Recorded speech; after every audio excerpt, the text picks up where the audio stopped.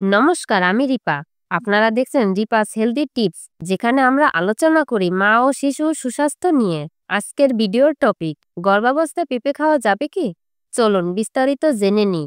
পেঁপে একটি পুষ্টিকর ফল হলেও গর্ভবতী নারীদের জন্য এটি খানিকটা বিতর্কিত, বিশেষ করে কাঁচা বা আধা পাকা পেঁপে। এতে থাকে ল্যাটেক্স, যা জরায়ু সংকোচন ঘটাতে পারে এবং গর্ভপাতের ঝুঁকিও বাড়ায়। তাহলে প্রশ্ন হলো, সব ধরনের পেঁপে কি ক্ষতিকর? না, একেবারে পাকা পেঁপেতে ল্যাটেক্সের মাত্রা অনেক কম থাকে এবং তা পরিমিত পরিমাণে খাওয়া অনেক সময় নিরাপদও হতে পারে। তবে নিরাপত্তার জন্য ডাক্তারের পরামর্শ ছাড়া পেঁপে খাওয়া উচিত না।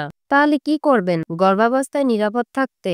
কাঁচা বা আধা পাকা পেঁপে পুরোপুরি এড়িয়ে চলুন। পাকা পেঁপে খাওয়ার আগে গাইনি চিকিৎসকের অনুমতি নিন।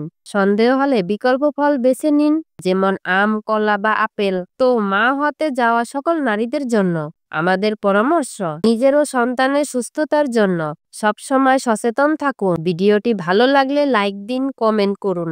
আর এমন স্বাস্থ্য বিষয়ক তথ্য পেতে চ্যানেলটি সাবস্ক্রাইব করতে ভুলবেন না। ধন্যবাদ সবাইকে। দেখা হবে পরের ভিডিওতে। ততদিন পর্যন্ত ভালো থাকুন, সুস্থ থাকুন।